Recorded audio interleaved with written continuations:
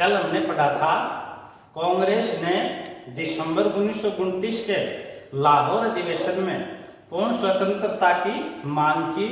इस अधिवेशन की अध्यक्षता पंडित जवाहरलाल नेहरू ने की थी। अब देखो, हमने नेहरू रिपोर्ट में जो डोमिनियन स्टेट की मांग की थी, अधिराज्य की मांग की थी और ब्रिटिश सरकार को 1 वर्ष का समय दिया था। जब उस पर कोई ध्यान नहीं दिया गया, हमारी अधिराज्य की मांग स्वीकार नहीं की, तो कांग्रेस ने एक बड़ा आंदोलन चलाने का निर्णय लिया। एक बड़ा आंदोलन गांधी जी के नेतृत्व में शुरू हो उससे पहले गांधी जी ने अपनी 11 सूत्री मांगे उस समय के वाइसराय लॉर्ड इरविन व ब्रिटेन के प्रधानमंत्री रेमजे मैकडोनाल्ड के पास रखी। तो अगला हमारा पॉइंट है गांधी जी की 11 सूत्री मांगे कब की है? 31 जनवरी 1930। इसमें सिर्फ एग्जाम में ये डेट इंपॉर्टेंट है। गांधी जी की 11 सूत्री मांगे कब की है? 31 जनवरी 1930। इस समय भारत के वाइसराय कौन थे? Lord Irwin. इरविन के सामने रखी। और ब्रिटेन के प्रधानमंत्री कौन थे? Ramsay McDonald. गांधी जी ने इन 11 सूत्री मांगों में क्या रखा गया? इनमें कॉमन बातें थी।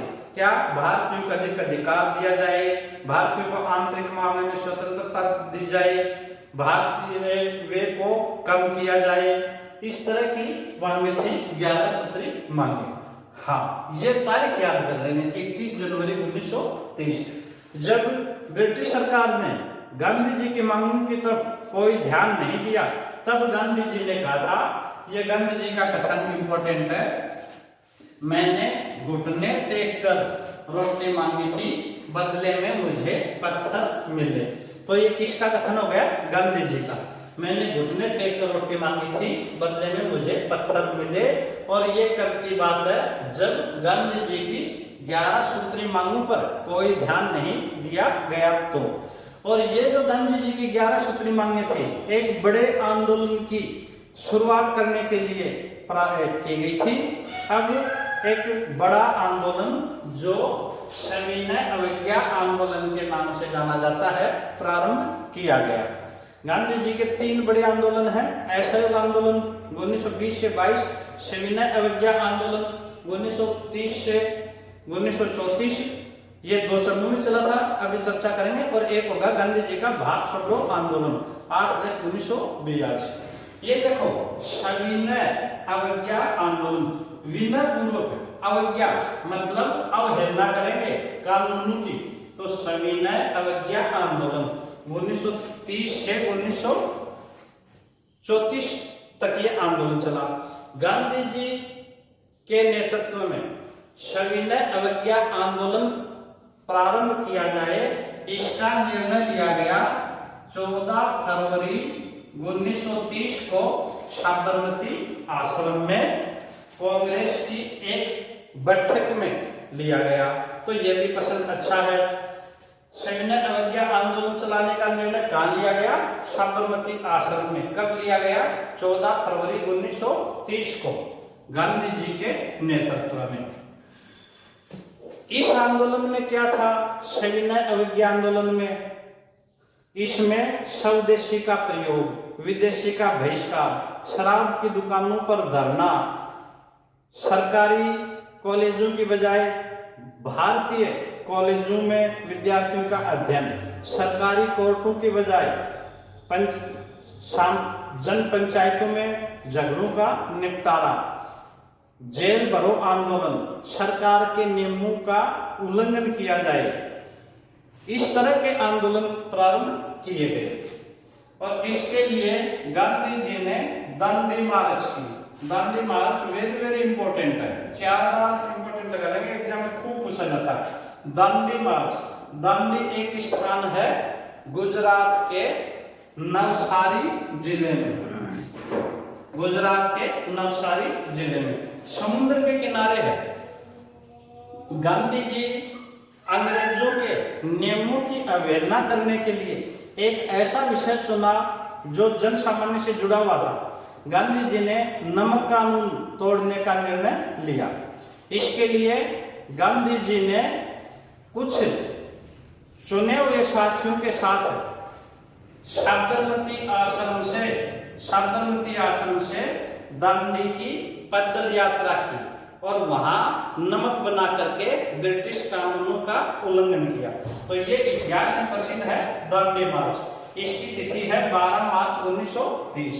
ये था साबरमती से आश्रम से प्रारंभ होकर दांडी नवाश्री। इसमें 78 सदस्य स्वयं सेवक चुने गांधी जी ने प्लस एक गांधी जी। तो यहाँ से एक प्रश्न आता है, दांडी यात्रा में गांधी जी सहित कुल कितने व्यक्ति थे? 78 सदस्य और एक गांधी जी। ये जो दांडी यात्रा थी ये 24 दिन में पूरी की गई और साबरमती से दांडी की जो दूरी थी 358 किलोमीटर या 200 मील। इस मार्च में महिलाओं का जो नेतृत्व कर रही थी वो थी सरोजिनी नायडू। गांधी जी जहां से गुजरते, जिस गांव से जाते, वहां गांधी जी का खूब स्वागत किया जाता। यहाँ एक अंग्रेज पत्रकार था, खूब इंपॉर्टेंट है, वेव मिलर। इन्होंने गांधी जी की दांडी यात्रा का बहुत अच्छा वर्णन किया। जहां भी गए वहीं राष्ट्रीयता की भावना को बढ़ावा मिला। स्वयं सेवकों व गांधी जी का अच्छा स्वागत किया गया और आम व्यक्ति इस सविनय अवज्ञा आंदोलन से जुड़ा। गांधी जी 6 अप्रैल को दांडी पहुंचकर नमक कानून तोड़ा गया। इसमें 2 तिथियां इंपॉर्टेंट है। दांडी मार्च कब की है? 12 मार्च 1930। नमक कानून कब तोड़ा गया? 6 अप्रैल 1930। नमक कानून, गांधी जी जाते हैं समुद्र किनारे, समुद्र से एक पानी की टिकली में पानी लिया और उसको गर्म किया, पानी भाप बन करके उड़ गया और नमक बना लिया। उस समय नमक बनाना गैर कानूनी था, वही व्यक्ति नमक बना सकता था जिसके पास लाइसेंस था। तो इस तरह से गांधी जी ने नमक कानून भंग करके अपना सविनय अवज्ञा आंदोलन को बढ़ाया। गांधी जी की जो दांडी यात्रा है इसकी तुलना सुभाष चंद्र बोस ने, खूब इंपॉर्टेंट है, सुभाष चंद्र बोस ने इसकी तुलना की थी एल्बा से लौटने पर नेपोलियन के पेरिस मार्च। जो हिस्ट्री के स्टूडेंट हैं वो जानते होंगे नेपोलियन को एल्बा द्वीप में निर्वासित कर दिया था। जब वो वापस पेरिस आया तो पेरिस की जनता ने नेपोलियन का खूब स्वागत किया था और नेपोलियन ने पेरिस पर अधिकार कर लिया था। एक बहुत बड़ी प्रसिद्ध ऐतिहासिक यात्रा थी जिससे सुभाष चंद्र बोस ने तुलना की है। और दूसरी की है, आपको बता दें, नेपोलियन फ्रांस के थे और दूसरी जो है मुसोलिनी के रोम मार्च है।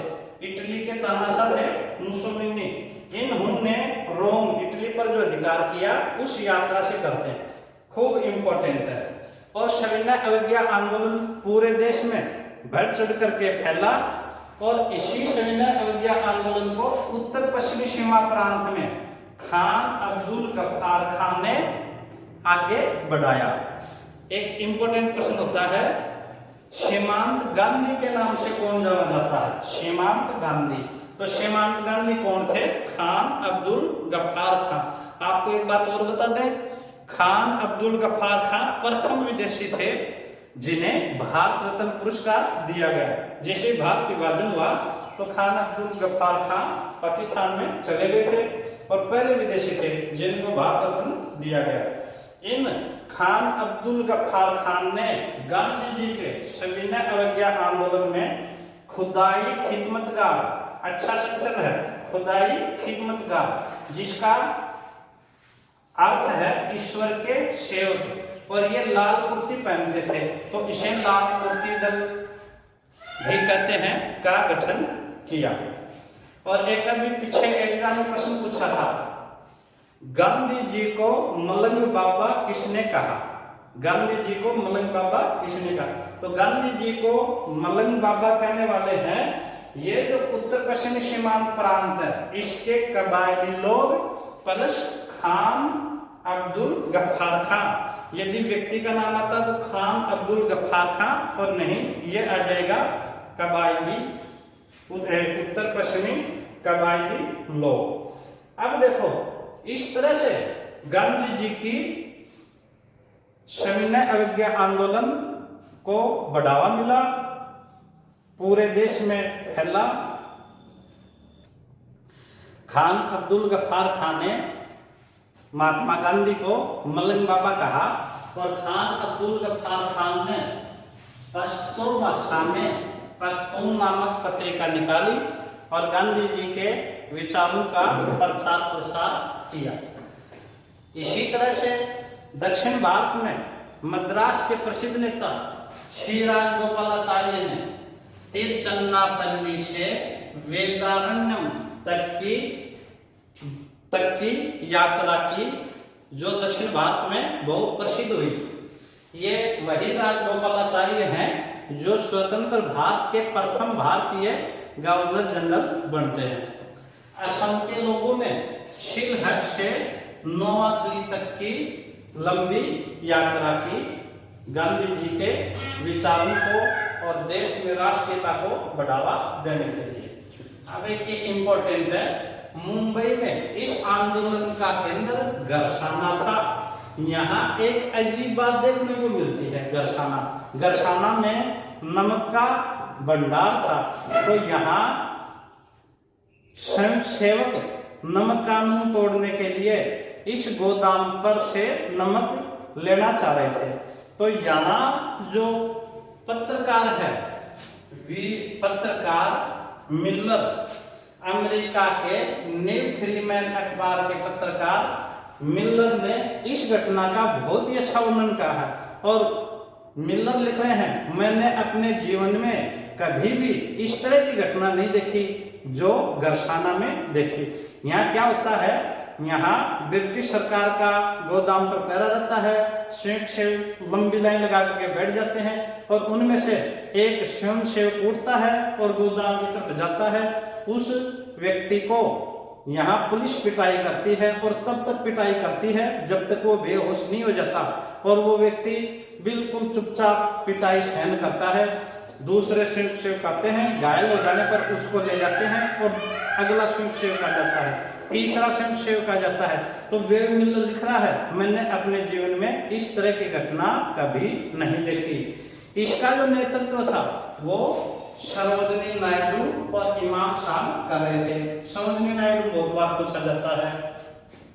गांधी जी ने इस अवसर पर कहा था, सत्याग्रहियों की कभी पराजय नहीं होती जब तक कि वे सत्य का परित्याग न कर दें। इस तरह से गांधी जी का सविनय अवज्ञा आंदोलन पूरे देश में फैल गया। अंग्रेजों ने काफी लोगों को जेलों में गिरफ्तार कर दिया।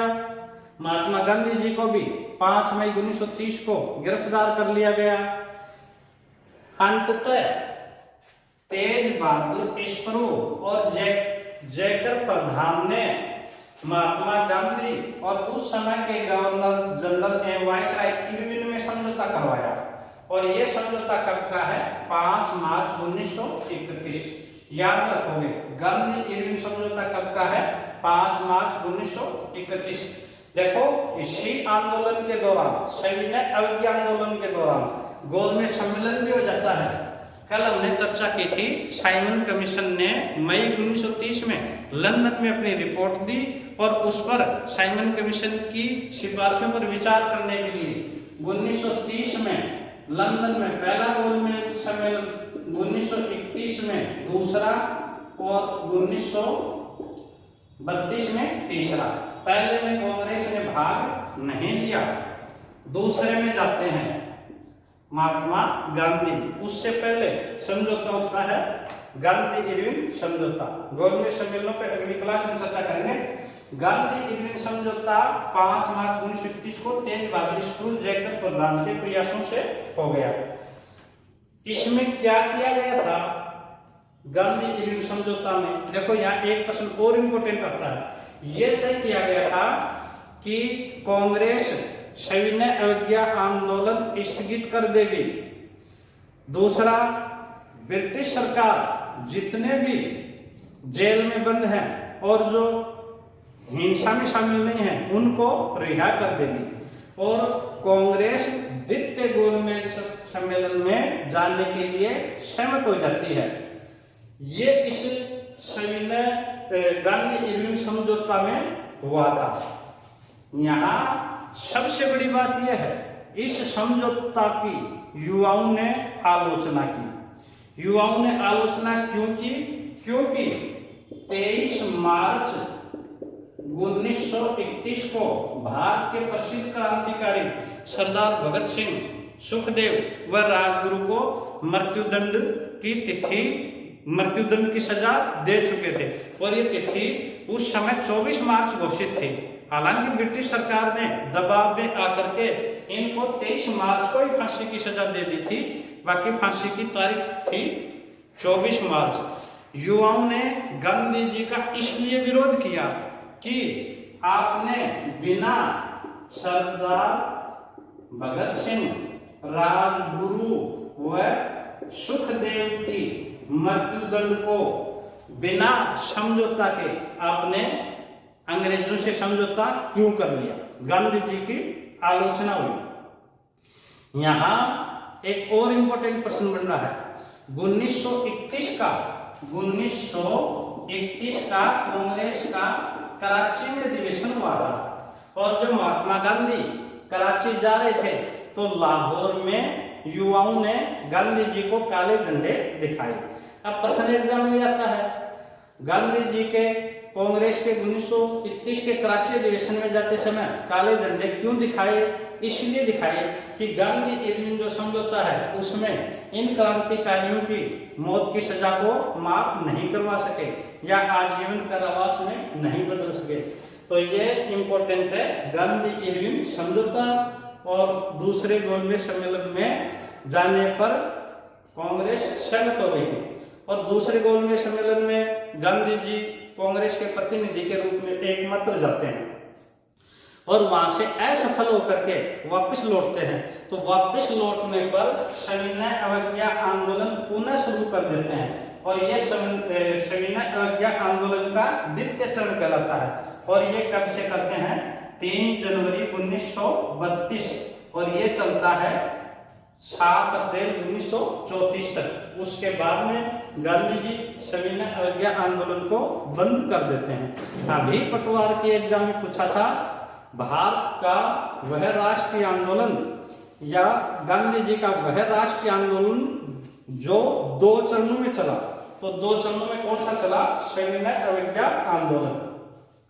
एक तो पहला चरण था और ये द्वितीय चरण था। एक और जो वेरी वेरी इंपॉर्टेंट क्वेश्चन होता है इसमें, पहली बार महिलाओं ने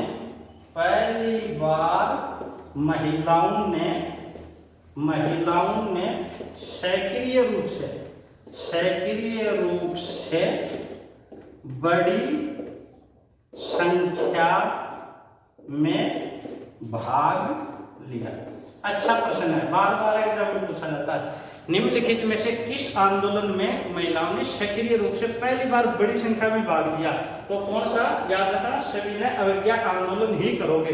असहयोग आंदोलन में भाग लिया था परंतु सक्रिय रूप से और बड़ी संख्या में, यही प्रश्न पूछा जाता है एग्जाम में सविनय अवज्ञा आंदोलन में। इस समय शराब की दुकानों पर धरना दिया गया था, यहाँ महिलाओं ने बढ़ चढ़ करके भाग लिया था।